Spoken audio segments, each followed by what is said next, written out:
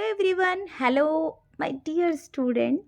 Welcome back to my channel Sushmita SB. आप सभी का बहुत बहुत स्वागत करती हूँ आपके अपने चैनल सुष्मिता एसबी पे। तो क्लास 10 आज का जो क्लास होने वाला है वो आपके लिए बहुत ही ज़्यादा इम्पॉर्टेंट क्लास होने वाला है, क्योंकि आज मैं आपके लिए लेकर के आ गई हूँ ज्योग्राफी का 2 चैप्टर का मैराथन क्लास। ये जो क्लास होने वाला है ये आप लोगों के लिए बहुत ज़्यादा इम्पॉर्टेंट है, इसलिए वीडियो को बिल्कुल भी मिस मत कीजिएगा एंड एंड तक ज़रूर देखिएगा। एंड ज़्यादा से ज़्यादा अपने दोस्तों के बीच भी क्या कर दीजिए, वीडियो को शेयर कर दीजिए ताकि उनको भी हेल्प मिले उनके स्टडीज़ में। एंड जिन्होंने चैनल को अभी तक सब्सक्राइब नहीं किया है उनसे एक ही चीज़ कहना चाहूँगी कि जल्दी से भाई चैनल को सब्सक्राइब कर लीजिए, क्योंकि इस चैनल से आपको बहुत कुछ हेल्प मिलने वाला है। तो हम बढ़ते हैं आगे क्वेश्चंस की तरफ, ठीक है। अभी से अपने स्टडीज़ पे ध्यान दीजिए, ठीक है, अभी से, क्योंकि आपको कुछ कर दिखाना है, आपको अच्छा मार्क्स लाना है। और अभी जो आप मेहनत करेंगे ना वो आपको क्या दिखेगा, अपने मार्कशीट में वही दिखेगा आपको। इसलिए अभी से एकदम जी जान से लग जाइए। बढ़ते हैं हम क्वेश्चंस की तरफ, ज़्यादा बातें ना करते हुए क्वेश्चंस की तरफ बढ़ते हैं। तो फर्स्ट क्वेश्चन है आपका, निम्न में से कौन सी टिप्पणी प्राकृतिक वनस्पति जाति और प्राणी जाति के ह्रास का सही कारण नहीं है। इनमें से कौन सा टिप्पणी जो है प्राकृतिक वनस्पति जाति और प्राणी जाति के ह्रास का सही कारण नहीं है। ऑप्शंस देखिए, कृषि प्रसार, वृहत स्तरीय विकास परियोजनाएं, पशुचारण और ईंधन लकड़ी एकत्रित करना, और तीव्र औद्योगिकीकरण और शहरीकरण। तो करेक्ट आंसर क्या हो जाएगा यहाँ पे, करेक्ट आंसर हो जाएगा ऑप्शन नंबर सी, पशुचारण और ईंधन लकड़ी एकत्रित करना। ठीक है, ये प्राकृतिक वनस्पति जाति और प्राणी जाति के ह्रास का सही कारण नहीं है। ठीक है, नेक्स्ट हम बढ़ते हैं क्वेश्चन नंबर 2 की तरफ। इनमें से कौन सा संरक्षण तरीका समुदायों की सीधी भागीदारी नहीं करता। इनमें से कौन सा संरक्षण तरीका जो है वो समुदायों की सीधी भागीदारी नहीं करता। ऑप्शंस देखिए, संयुक्त वन प्रबंध, चिपको आंदोलन, बीज बचाओ आंदोलन, और वन्य जीव पशु विहार का परिसीमन। तो करेक्ट आंसर क्या होगा, ऑप्शन नंबर डी, वन्य जीव पशु विहार का परिसीमन। ठीक है, ये जो है संरक्षण तरीका समुदाय की सीधी भागीदारी नहीं करता है। नेक्स्ट क्वेश्चन की तरफ हम बढ़ते हैं, क्वेश्चन नंबर 3 की तरफ। वे जातियां जिनके लुप्त होने का खतरा है कहलाती है। कौन सी ऐसी जातियां हैं जिनके लुप्त होने का खतरा, और वो क्या कहलाती है। ऑप्शंस देखिए, दुर्लभ जातियां, स्थानिक जातियां, संकटग्रस्त जातियां, लुप्त जातियां। तो करेक्ट आंसर क्या हो जाएगा, ऑप्शन नंबर सी, संकटग्रस्त जातियां।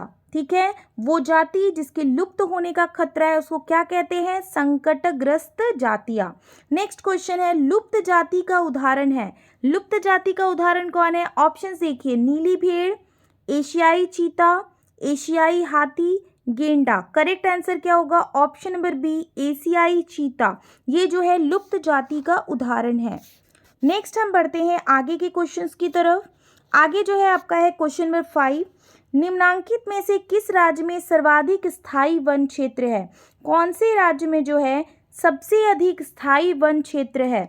ऑप्शन देखिए, उत्तर प्रदेश, मध्य प्रदेश, केरल और बिहार। करेक्ट आंसर हो जाएगा option number B, Madhya Pradesh. Madhya Pradesh जो है उस राज्य में सर्वाधिक स्थायी वन क्षेत्र है। नेक्स्ट हम बढ़ते हैं क्वेश्चन नंबर 6 की तरफ। स्थानिक जाति का उदाहरण है। स्थानिक जाति का उदाहरण कौन है। ऑप्शंस देखिए, गंगा नदी की डॉल्फिन, सेकंड है गुलाबी सिर वाली बतख, थर्ड है निकोबार कबूतर, फोर्थ है आपका नीली भेड़। करेक्ट आंसर क्या होगा, ऑप्शन नंबर सी, निकोबारी कबूतर। स्थानिक जाति का उदाहरण कौन है, निकोबारी कबूतर। अगर आपको आंसर पता है बच्चों तो आप लोग कमेंट बॉक्स पे आंसर ज़रूर से ज़रूर कीजिए। आप भी मतलब बहुत अच्छे से कॉन्फिडेंस के साथ पढ़िए कि आपको इस चीज़ का आंसर पता है और मैं कमेंट करूँगा मैम को या दीदी को। तो आप भी कमेंट कीजिए, आप भी हाथ भी चलाइए, दिमाग भी चलाइए और साथ साथ पढ़िए भी। ठीक है, नेक्स्ट क्वेश्चन, निम्नांकित में से कौन सी दुर्लभ जाति है। कौन सी दुर्लभ जाति है, देखिए यहाँ पे है कृंतक, भारतीय जंगली गधा, नीली भेड़, हॉर्नबिल। करेक्ट आंसर क्या हो जाएगा? हॉर्नबिल। हॉर्नबिल जो है वो एक दुर्लभ जाति है। नेक्स्ट क्वेश्चन है, निम्नांकित में से कौन सी सुभेदय जाति है? सुभेदय जाति कौन सी है? ऑप्शन देखिए, गंगा नदी की डॉल्फिन, हॉर्नबिल, मिथुन, एशियाई चीता। करेक्ट आंसर है ऑप्शन नंबर ए, गंगा नदी की डॉल्फिन। नेक्स्ट है, भारत में कौन सी जाति काले हिरण की रक्षा के लिए प्रसिद्ध है? कौन सी ऐसी जाति है जो काले हिरण की रक्षा के लिए प्रसिद्ध है? ऑप्शन देखिए, बिश्नोई, बेकरवाल, डोंगरा, गुज्जर। करेक्ट आंसर है option number A, Bishnoi. Bishnoi जाति जो है वो क्या करते हैं? काले हिरण की रक्षा के लिए प्रसिद्ध है वो। नेक्स्ट हम क्वेश्चन की तरफ बढ़ते हैं। नेक्स्ट क्वेश्चन है क्वेश्चन नंबर 10, हिमालयन यव क्या है? हिमालयन यव क्या है? ऑप्शन देखिए, एक औषधीय पौधा, एक प्रकार का हिरन, थर्ड है पक्षी की एक प्रजाति, इनमें से कोई नहीं। करेक्ट आंसर होगा ऑप्शन नंबर ए, एक औषधीय पौधा। नेक्स्ट क्वेश्चन है क्वेश्चन नंबर 11, 1952 में भारत निम्न में से किस प्रजाति को विलुप्त घोषित कर चुका है? 1952 में भारत कौन सी जाति को, कौन सी प्रजाति को विलुप्त घोषित कर चुका है? ऑप्शन देखिए, तेंदुआ, गंगा नदी की डॉल्फिन, एशियाई चीता और काला हिरण। करेक्ट आंसर क्या होगा? एशियाई चीता। 1952 में ही भारत ने इस प्रजाति के विलुप्त होने की घोषणा कर दी है। किसकी? तो वो है एशियाई चीता की, एशियाई चीता। ठीक है, चीता। नेक्स्ट हम बढ़ते हैं क्वेश्चन नंबर 12 की तरफ। चिपको आंदोलन से क्या तात्पर्य है? चिपको आंदोलन क्या है? ऑप्शन देखिए, वृक्षों को उगाना, वृक्षों को काटना, वृक्षों की रक्षा करना या वनों के स्थान पर कृषि करना। करेक्ट आंसर होगा वृक्षों की रक्षा करना। Option number C is correct answer. बढ़ते हैं क्वेश्चन नंबर 13 की तरफ। अंतर्राष्ट्रीय प्राकृतिक संरक्षण और प्राकृतिक संसाधन संरक्षण संघ के द्वारा विभाजन में किस श्रेणी को रखा गया है? अंतर्राष्ट्रीय प्राकृतिक संरक्षण और प्राकृतिक संसाधन संरक्षण संघ के द्वारा विभाजन में कौन से श्रेणी को रखा गया? ऑप्शन देखिए, संकटाग्रस्त जातियां, दुर्लभ जातियां, लुप्त जातियां, इनमें सभी। करेक्ट आंसर क्या हो जाएगा? सभी जातियों को रखा गया, इन तीनों जातियों को। नेक्स्ट हम बढ़ते हैं 40 नंबर की तरफ। गुलाबी सिर वाली बतख किन जातियों में शामिल है? गुलाबी सिर वाली बतख कौन सी जाति में शामिल है? ऑप्शन देखिए, दुर्लभ जातियां, सामान्य जातियां, संकटाग्रस्त जातियां, लुप्त जातियां। Correct answer is option number D, लुप्त जातियां। गुलाबी सिर वाली बतख जो है वो लुप्त जातियों में शामिल होती है। ठीक है, आंसर को यहीं पे याद करते हुए जाइए। ठीक है, ज़्यादा दिन बिल्कुल नहीं बचा हुआ है, आप अपना जी जान लगा दीजिए, क्योंकि अभी जो आप मेहनत करोगे ना वही आपके मार्कशीट में दिखेगा। तो अभी आप ज़्यादा से ज़्यादा मेहनत कीजिए, दिन रात एक कर दीजिए। ठीक है, नेक्स्ट हम बढ़ते हैं क्वेश्चन नंबर 15 की तरफ। भारत में जैव विविधता को कम करने वाले कारक कौन है? जैव विविधता को कम करने वाला कारण कौन कौन सा है? ऑप्शन देखिए, वन्य जीव के आवास का विकास, वन्य जीव को मारना या शिकार करना, पर्यावरणीय प्रदूषण एवं दावानल। करेक्ट आंसर क्या होगा? ऑप्शन नंबर डी, सभी। ये सभी कारक जैव विविधता को कम करने वाले कारक हैं।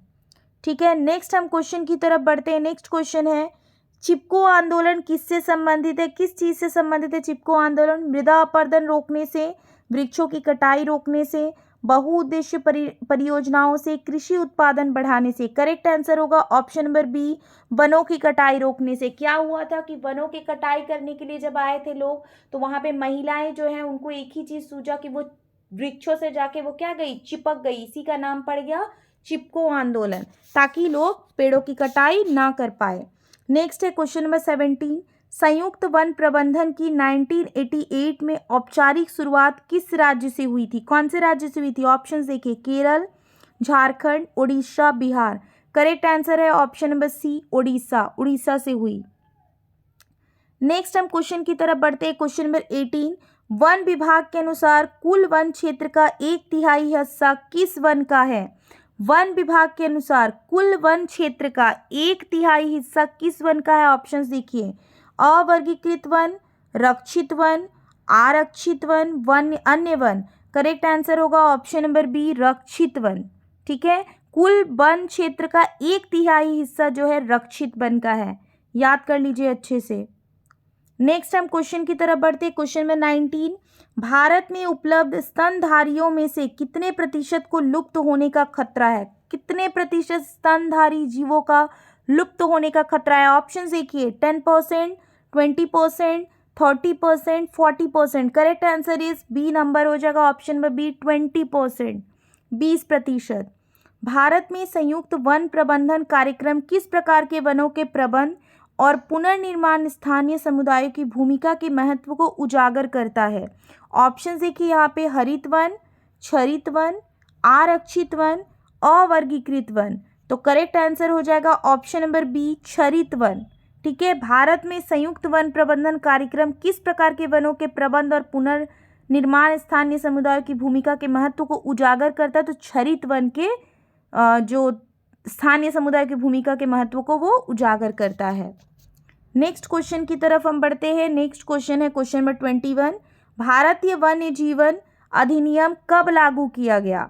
भारतीय वन्य जीवन अधिनियम कब लागू किया गया? यहाँ पे ऑप्शंस दिए हुए हैं, 1972, 1973, 1970 या 1971।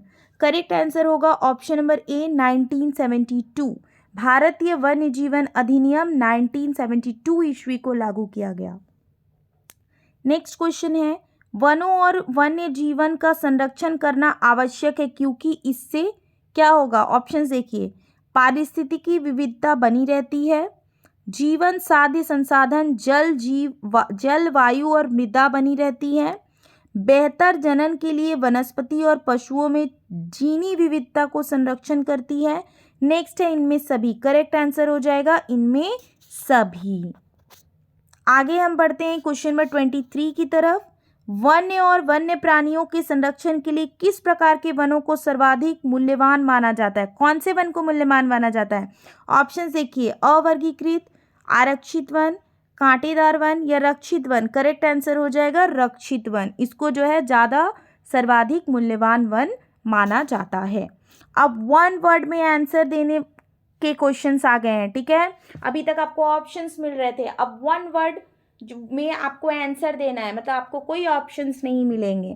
क्वेश्चन देखिए, वन सेकेंड सॉरी। क्वेश्चन देखिए, वन और बंजर भूमि जो सरकार, व्यक्तियों और समुदायों के स्वामित्व में होते हैं उन्हें क्या कहते हैं? उन्हें कहते हैं अवर्गीकृत वन। नेक्स्ट क्वेश्चन है, सुंदरवन राष्ट्रीय पार्क किस राज्य में स्थित है? सुंदरवन राष्ट्रीय पार्क कौन से राज्य में स्थित है? तो ये पश्चिम बंगाल में स्थित है। नेक्स्ट आपका 3rd नंबर क्वेश्चन है, बक्सर टाइगर रिजर्व किस राज्य में स्थित है? तो क्वेश्चन नंबर 3 है, बक्सर टाइगर रिजर्व किस राज्य में स्थित है? कौन से राज्य में स्थित है बक्सर टाइगर रिजर्व? तो ये भी पश्चिम बंगाल में स्थित है। याद रखिएगा कि सुंदर राष्ट्रीय पार्क वो भी पश्चिम बंगाल में है और बक्सर टाइगर रिजर्व जो है वो भी पश्चिम बंगाल में है। 4th है, भारत में प्रोजेक्ट टाइगर की शुरुआत कब हुई? भारत में प्रोजेक्ट टाइगर की शुरुआत कब हुई? तो ये 1973 में हुई। कब हुई थी? 1973 में। 5th क्वेश्चन है, भारत में वनस्पतियों की कितनी प्रजातियां पाई जाती है? तो 47,000। भारत में वनस्पतियों की कितनी प्रजाति पाई जाती है? 47,000 पाई जाती है। नेक्स्ट हम आगे की तरफ बढ़ते हैं क्वेश्चन नंबर 6 की तरफ। भारत का राष्ट्रीय पक्षी है, भारत का राष्ट्रीय पक्षी कौन है? मोर है। भारत का राष्ट्रीय पक्षी कौन है? मोर है। मानस बाघ रिजर्व किस राज्य में स्थित है?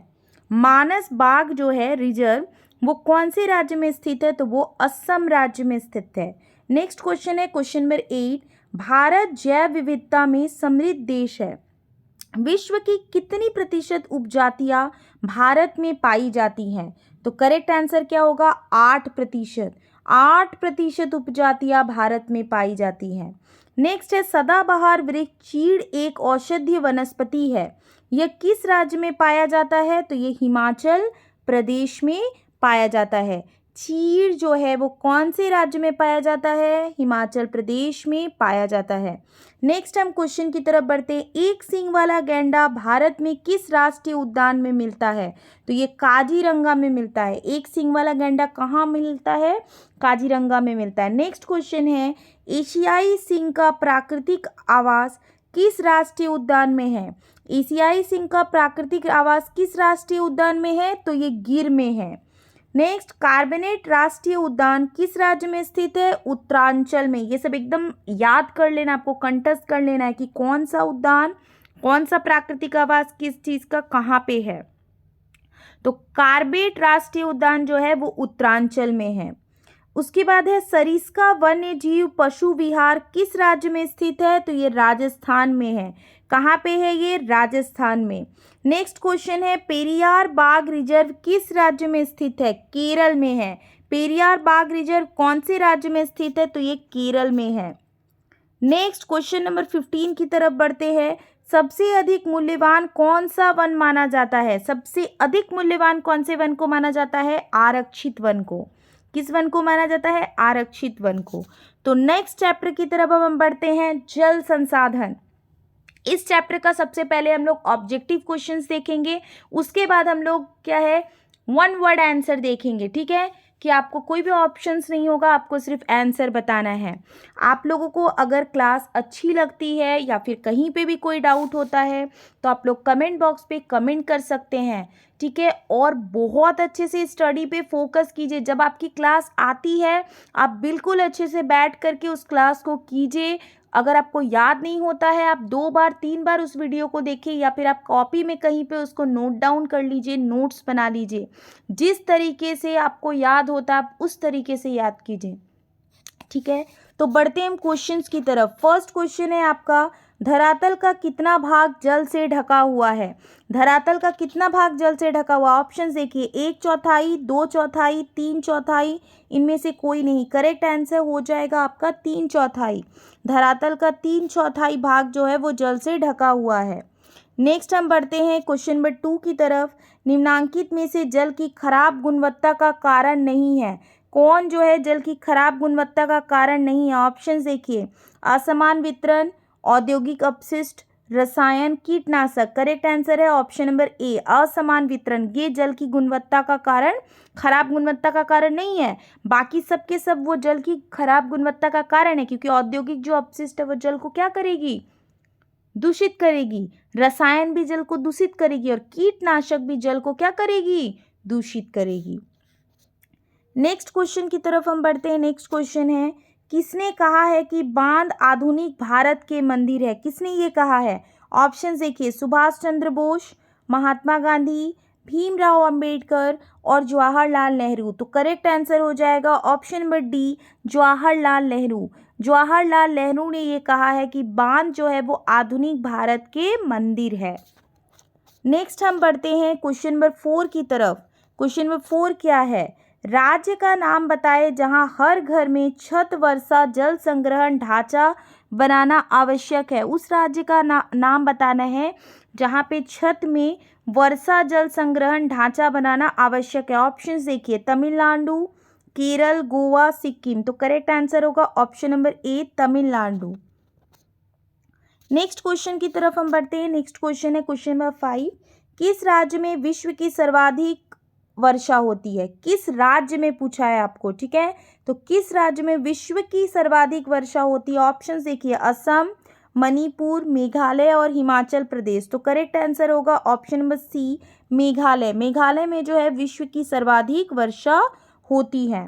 नेक्स्ट हम बढ़ते हैं क्वेश्चन नंबर 6 की तरफ। इंदिरा गांधी नहर किस क्षेत्र को पेयजल उपलब्ध कराती है? इंदिरा गांधी नहर कौन से क्षेत्र को पेयजल उपलब्ध कराती है? ऑप्शंस देखिए, उत्तरी हरियाणा, दक्षिणी पंजाब, पूर्वी राजस्थान, पश्चिमी राजस्थान। करेक्ट आंसर होगा ऑप्शन नंबर डी, पश्चिमी राजस्थान। ठीक है, नेक्स्ट हम बढ़ते हैं क्वेश्चन नंबर 7 की तरफ। निम्नांकित में से कौन सा अलवणीय जल का स्रोत है? कौन जो है वो अलवणीय जल का स्रोत है? ऑप्शन देखिए, भौम जल, सतही जल, वर्षण। इनमें से सभी। करेक्ट आंसर क्या होगा? ऑप्शन नंबर डी, ये सभी जो है अलवणीय जल का स्रोत है। नेक्स्ट हम क्वेश्चन की तरफ बढ़ते हैं। निम्नांकित में से किस क्षेत्र में लोग सिंचाई के लिए गुल अथवा कुल का निर्माण करते थे? कौन से क्षेत्र में जो गुल और कुल का निर्माण करते थे सिंचाई के लिए? ऑप्शन देखिए, उत्तरी मैदान, पश्चिमी हिमालय, तटीय क्षेत्र, पूर्वी हिमालय। करेक्ट आंसर होगा ऑप्शन नंबर बी, पश्चिमी हिमालय। पश्चिमी हिमालय में लोग गुल और कुल का निर्माण करते थे। नेक्स्ट हम बढ़ते हैं क्वेश्चन नंबर 9 की तरफ। जल दुर्लभता का कारण है। जल दुर्लभता का क्या कारण है? ऑप्शंस देखिए, बढ़ती जनसंख्या की बढ़ती आवश्यकताएं, जल का असमान वितरण, थर्ड है जल संरक्षण का ना होना, डी है इनमें सभी। करेक्ट आंसर क्या होगा? ऑप्शन नंबर डी, ये सभी जल दुर्लभता का क्या है? कारण है। नेक्स्ट हम बढ़ते हैं क्वेश्चन नंबर 10 की तरफ कि नर्मदा बचाओ आंदोलन का संबंध है। नर्मदा बचाओ आंदोलन का संबंध कहाँ से है? ऑप्शन देखिए, सरदार सरोवर, भाखड़ा नगर, रिहंद, टिहरी। करेक्ट आंसर है option number A, Sardar Sarovar. Question number 11, विश्व में जल के कुल आयतन के कितने प्रतिशत भाग अलवणीय जल है? या फिर आपसे इस तरीके से पूछ सकता है कि कुल उपलब्ध जल में पीने लायक जल कितना है?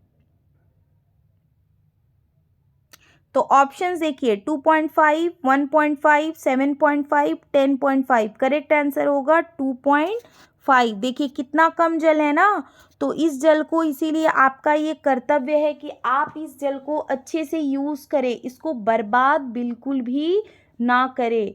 जल का बचाव कीजिए, अभी से जल को बर्बाद मत कीजिए। नेक्स्ट क्वेश्चन है, निम्नांकित में से किस राज्य में बांस ड्रिप सिंचाई प्रणाली प्रचलित है? कौन से राज्य में बांस ड्रिप सिंचाई प्रचलित है? ऑप्शंस देखिए, हिमाचल प्रदेश, मेघालय, पश्चिम बंगाल और राजस्थान। करेक्ट आंसर क्या होगा? Option number B, Meghalaya.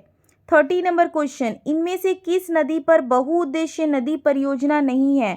कौन से नदी पर बहुउद्देशीय नदी परियोजना नहीं है? ऑप्शंस देखिए, महानदी, सतलुज, व्यास, नर्मदा या यमुना। करेक्ट आंसर होगा option number D, Yamuna. Yamuna में जो है बहुउद्देशीय नदी परियोजना नहीं है। नेक्स्ट हम बढ़ते हैं क्वेश्चन नंबर 14 की तरफ। निम्नांकित में से कौन ताजा पानी का स्रोत है? ताजा पानी का स्रोत कौन है? ऑप्शंस देखिए, भूतल अपवाह, वर्षा, भूजल, इनमें सभी। करेक्ट आंसर हो जाएगा भूजल। ये जो है ताजा पानी का स्रोत है आपका। नेक्स्ट 15 नंबर है, इनमें राजस्थान की सबसे महत्वपूर्ण परियोजना कौन सी है? राजस्थान की सबसे महत्वपूर्ण परियोजना कौन सी है? ऑप्शन देखिए, चंबल, भाखड़ा नागल, नागार्जुन सागर, इंदिरा गांधी नहर। तो करेक्ट आंसर होगा option number D, Indira Gandhi नहर। बढ़ते क्वेश्चन नंबर 16 की तरफ। इनमें से किस परियोजना का मुख्य उद्देश्य बाढ़ नियंत्रण रहा है? कौन सी परियोजना का मुख्य उद्देश्य बाढ़ नियंत्रण रहा है? ऑप्शन देखिए, हीराकुंड, भाखड़ा, चंबल और कोसी। तो करेक्ट आंसर होगा ऑप्शन नंबर डी, कोसी। इसका जो है मुख्य उद्देश्य बाढ़ नियंत्रण रहा है। 17 नंबर क्वेश्चन, भारत की नदियों पर अत्यधिक दुष्प्रभाव किसका पड़ा है? किस चीज का पड़ा है भारत की नदियों पर अत्यधिक दुष्प्रभाव? तो ऑप्शन देखिए, बढ़ती जनसंख्या, नगरीकरण और औद्योगिकरण, कृषि आधुनिकीकरण, इनमें सभी। तो करेक्ट आंसर क्या हो जाएगा? इनमें सभी। ये सभी जो है नदियों पर अत्यधिक दुष्प्रभाव इसके कारण पड़ा है। नेक्स्ट क्वेश्चन की तरफ हम बढ़ते हैं। 14वीं शताब्दी में किसने दिल्ली में सीरी फोर्ट क्षेत्र में जल की सप्लाई के लिए हौज खास का निर्माण करवाया? 14वीं शताब्दी में किसने दिल्ली में सीरी फोर्ट क्षेत्र में जल की सप्लाई के लिए हौज खास का निर्माण कराया? ऑप्शन देखिए, चंद्रगुप्त, इल्तुतमिश, अशोक और कुतुबुद्दीन ऐबक। तो करेक्ट आंसर होगा इल्तुतमिश, इसने कराया था। नेक्स्ट क्वेश्चन की तरफ हम बढ़ेंगे, क्वेश्चन नंबर 19 की तरफ। क्वेश्चन नंबर 19 है, निम्नलिखित में से कौन सा वक्तव्य बहुउद्देशीय नदी परियोजनाओं के पक्ष में दिया गया तर्क नहीं है? कौन सा नहीं है तर्क? क्वेश्चन को ध्यान से रीड आउट कीजिएगा। क्वेश्चन अगर आप गड़बड़ पढ़ेंगे तो गड़बड़ आंसर देंगे और आपका मार्क्स कट जाएगा, इसलिए क्वेश्चन को पहले ध्यान से रीड आउट करिएगा। यहाँ पे बोला है कि कौन सा वक्तव्य बहुउद्देशीय नदी परियोजनाओं के पक्ष में दिया गया तर्क नहीं है बोला है। देखिए, देख लीजिए अब ऑप्शंस। बहुउद्देशीय परियोजनाएं उन क्षेत्रों में जल लाती है जहां जल की कमी होती है। नेक्स्ट, बहुउद्देशीय परियोजनाएं जल बहाव को नियंत्रित करके बाढ़ पर काबू पाती है। नेक्स्ट, बहुउद्देशीय परियोजनाओं से बृहत स्तर पर विस्थापन होता है और आजीविका खत्म होती है। डी, बहुउद्देशीय परियोजनाएं हमारे उद्योग और घरों के लिए विद्युत पैदा करती है। तो करेक्ट आंसर होगा ऑप्शन नंबर सी। ये जो है बहुउद्देशीय नदी परियोजनाओं के पक्ष में तर्क नहीं है। अब बढ़ते हैं आगे की क्वेश्चंस की तरफ। आगे का क्वेश्चन है, जल की कमी के क्या कारण है? क्या कारण है जल की कमी का? अतिशोषण, अत्यधिक प्रयोग, समाज के विभिन्न वर्गों में जल का असमान वितरण, इनमें सभी। करेक्ट आंसर होगा इनमें सभी। नेक्स्ट हम बढ़ते हैं क्वेश्चन नंबर 21 की तरफ।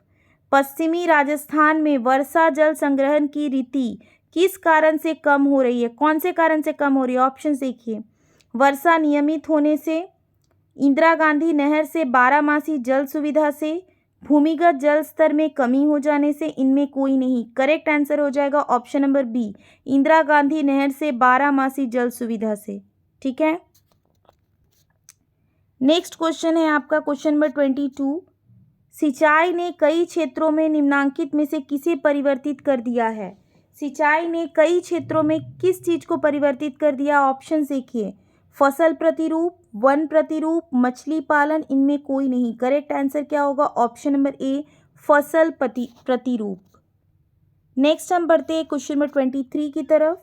प्रचुर मात्रा में जल उपलब्ध होने के बावजूद जल दुर्लभता कैसे होती है? प्रचुर मात्रा में जल है बट फिर भी जल की दुर्लभता हो रही है, तो वो कैसे होती है? इसके ऑप्शंस देखिए, औद्योगिक कचड़ों और रसायनों से जल की गुणवत्ता में कमी होना। ऑप्शन नंबर बी है अत्यधिक प्रयोग से जल की मात्रा में कमी होना। नेक्स्ट है आपका जल की मात्रा में वृद्धि होना, और इनमें से कोई नहीं। तो करेक्ट आंसर होगा ऑप्शन नंबर ए, औद्योगिक कचरों और रसायनों से जल की गुणवत्ता में कमी होना। नेक्स्ट हम आगे की क्वेश्चन की तरफ बढ़ते हैं। Question number 24। क्वेश्चन नंबर 24 है, नदियों पर बांध बनाने से क्या नहीं होता है? नदियों पर अगर हम बांध बनाएंगे तो क्या नहीं होगा? ऑप्शंस देखिए, जलाशय की तली में तलछट का जमाव हो जाएगा, जलीय जीवों के भोजन में कमी हो जाएगी, वनस्पति और खेत जल में डूब जाते हैं, सूर्य ग्रहण होता है। क्या नहीं होगा? तो सूर्य ग्रहण नहीं होगा अगर हम नदी पे बांध बनाएंगे तो। नेक्स्ट है आपका क्वेश्चन नंबर 25। बहुउद्देशीय परियोजनाओं का कौन सा लाभ है? बहुउद्देशीय परियोजनाओं का कौन सा लाभ है? ऑप्शन देखिए, बाढ़ पर नियंत्रण, सिंचाई की सुविधा, जल विद्युत उत्पादन, और इनमें से सभी। तो करेक्ट आंसर होगा ऑप्शन नंबर डी, इनमें से सभी। ये सभी जो है बहुउद्देशीय परियोजनाओं के लाभ हैं। नेक्स्ट हम बढ़ते हैं क्वेश्चन नंबर 26 की तरफ। पश्चिमी भारत के विशेषकर किस राज्य में पीने का जल एकत्रित करने के लिए छत वर्षा जल संग्रहण का तरीका आम था? किस राज्य में जो है पश्चिमी भारत में विशेषकर कौन से राज्य में पीने का जल एकत्रित करने के लिए छत वर्षा जल संग्रहण का तरीका आम था? ऑप्शंस देखिए, गुजरात, राजस्थान, महाराष्ट्र और गोवा। तो करेक्ट आंसर होगा option number B, Rajasthan. Next हम बढ़ते हैं क्वेश्चन नंबर 27 की तरफ।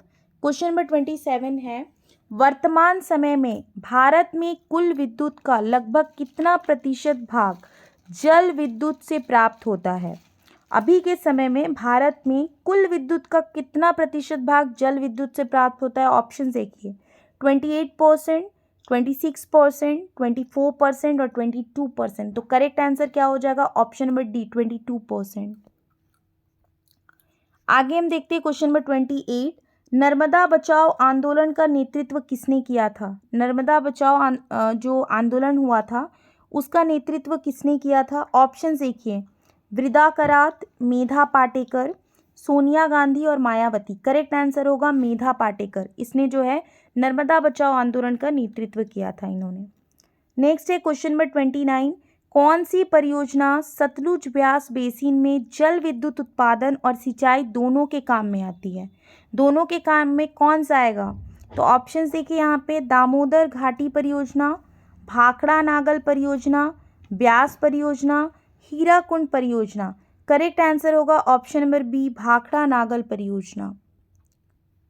क्वेश्चन नंबर 30 है आपके लिए, दुनिया भर में जल की कमी किन कारणों से बढ़ रही है? कौन से कारण से दुनिया भर में जल की कमी बढ़ रही है?